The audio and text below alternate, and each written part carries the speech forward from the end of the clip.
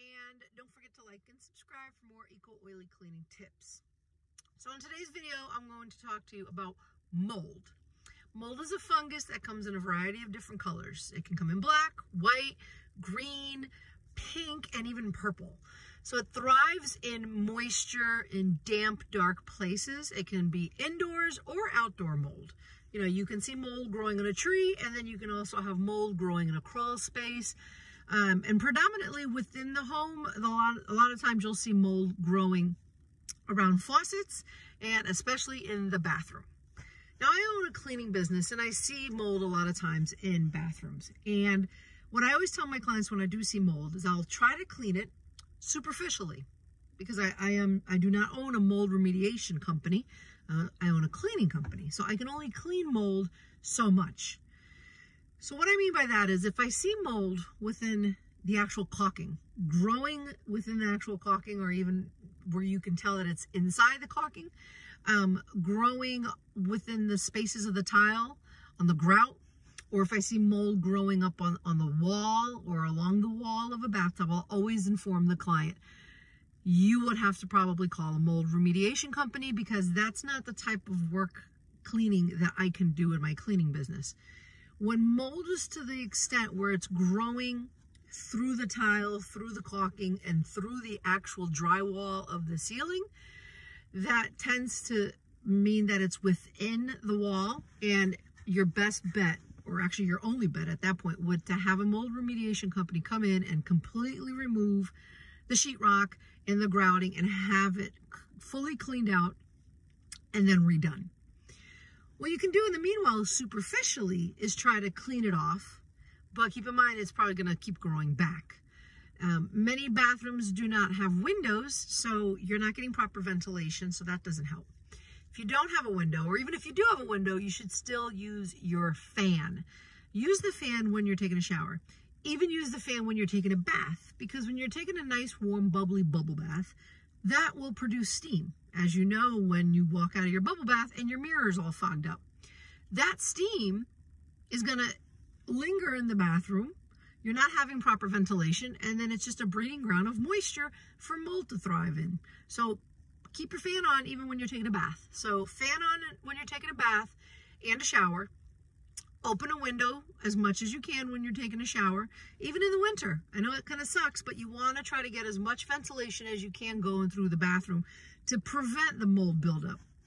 What you can also do is get a little diffuser and put it in your bathroom. And when you go to take a shower or a bath, maybe run some thyme or thieves oil, cinnamon or clove oil, and tea tree oils, essential oils, are fantastic to have running during that time to kind of cleanse the air and help prevent any mold buildup through that time that you have all this moisture going through.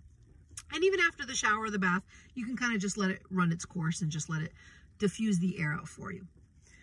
So a couple options to superficially clean mold the most common one would be bleach. Very important about bleach. Bleach will only work on removing mold on non-porous surfaces. Non-porous surfaces are smooth surfaces. They're non-porous. Porous meaning rough, non-porous meaning smooth surfaces. So for example, if you have a bathtub that's completely that smooth, plasticky type of bathtub, that's just all one layer of a tub and not individual tiles or stone. If it's just that one plastic type material, it would work on that. Sinks that are non-porous, it would work on that. If you plan on using bleach to spray the grout within the tiles, it's not going to work, because that's a porous texture. It's the grout, it's the cement, it's the grainy texture. The bleach will not work for that. So keep that in mind when you're planning on spraying down mold with bleach. It's not going to work. For example, if you see mold growing on some rocks in a crawl space, you can't just spray it with bleach. It's not going to do anything. Another option would be hydrogen peroxide, which is not toxic compared to bleach, and it will kill the mold. Keep in mind when you spray hydrogen peroxide, you want to get the 3% solution, straight peroxide. Don't dilute it with anything. Just spray the hydrogen peroxide where you see the mold growing. but you have to let it sit for 10 minutes. Hydrogen peroxide, to kill off mold, you need a 10-minute dwell time. Dwell time is the time that the solution needs to stay on the item or on the surface to help do what it has to do to kill off whatever bacteria or germs or fungus that you're trying to get rid of. If you just spray hydrogen peroxide and you wipe it off within a few seconds, you did absolutely nothing except waste hydrogen peroxide in a few seconds of your life. So you spray it directly on where you see the mold and let it sit for 10 minutes and then wipe it off. What the hydrogen peroxide does is it basically pushes air into that area and it helps kill off the mold. It's really fascinating if you Google the science behind hydrogen peroxide. And it helps kill off the fungus and any kind of germs. But again, a 10-minute dwell time. And then, like I said, the third one would be to just have really good ventilation if you can, as much ventilation as you can. Have some essential oils diffusing in the bathroom as much as you can. Also, when you do have your fans running in the bathroom, when was the last time you had any kind of duct work? When was the last time you checked your vents, the duct, to see how clean it is? Because after a while, as you're running the fan in your bathroom, dust gets sucked up into there, hair, all that stuff gets sucked up into that vent, and it can clog. So you're not getting good, proper air circulation either. So maybe a couple times a year, reach out to an HVAC company, a heating, air conditioning, a heating, vent, and air conditioning company, and have them go in there and just clean out your duct work. Now, if you're not having any issues with mold in your bathroom, great. But if you are, these are some solutions that'll help. Now, once again, if you're cleaning this superficially and you see that it always comes back, it's constantly coming back in the same area, it's coming back in other areas, it just will not go away, no matter that you've tried all these different solutions, then like I said before, you have a further problem at your hand. You can't just clean it superficially. You have to contact a mold remediation company to come out there and give you a quote. You may have to, or unless you want to take the caulking out, but when it's black mold, you really need to get a mold remediation company because it's very toxic to breathe in black mold spores after a while. It can be very dangerous. There's a reason why they're in hazmat suits when they're ripping out sheetrock and gutting it out to clean it out. So what most likely they'll do is they'll remove the caulking, completely strip the caulking off, spray it down, clean it out. They may have to remove the sheetrock. You may have to do a whole redo of that area of where the mold is coming from. So keep that in mind. It's good to be proactive, to try not to have mold growth.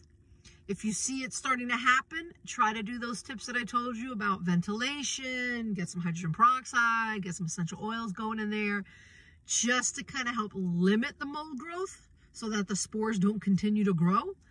But if it gets to a point where it's just becoming too much, then you need to get a mold remediation company in there because there's only so much superficial cleaning you can do to remove it. And also, like I said, if it's in crawl spaces, also, you can even have mold growth in a closet where you have your clothes, especially if you have like a vacation home and you're not there that much. They're, you know, they sell those kind of mothball hangers, not just for mothballs, but you really want to get a good circulation going through closed off areas. And closets, if you're not using them that much, they're just dark. They have clothes. Sometimes you may put a jacket in there that you wore and there may be a little bit sweat on the collar, and that moisture will just be a breeding ground for fungus, for mold. Sometimes you'll open up a closet door that hasn't been opened in a while and you'll get that smell of that, like, what's that word? I forgot that word, but you know that smell when a closet door hasn't been opened in a while. What I like to do at home is I like to always have my closet doors open. Sometimes I'll even take the door off the hinge and just keep the closet door open so I can see clothes. Not just that, because I also want to get the sunlight in and I also want to get fresh air in. And sunlight is also fantastic to help prevent mold. So again, if you have a bathroom window, keep those blinds up as long as nobody's seeing you in the shower or in the bathroom. Keep the blinds open as much as you can. If you can get a sunlight installed or, you know, like the windows up on the ceiling in a good area where people aren't looking at you, get that as well, because you need some good airflow, and sunlight helps a lot too. So that's one of the things that I like to do at home too when it comes to closets. Try to at least have the doors open and get as much airflow and sunlight as possible. So those are my tips when it comes to mold and how to remove it, how to try to prevent it, and how to deal with it. So I hope those tips help. And if you have any questions or comments or concerns, drop me a line. Don't forget to like and subscribe, and I'll talk to you guys later. Peace.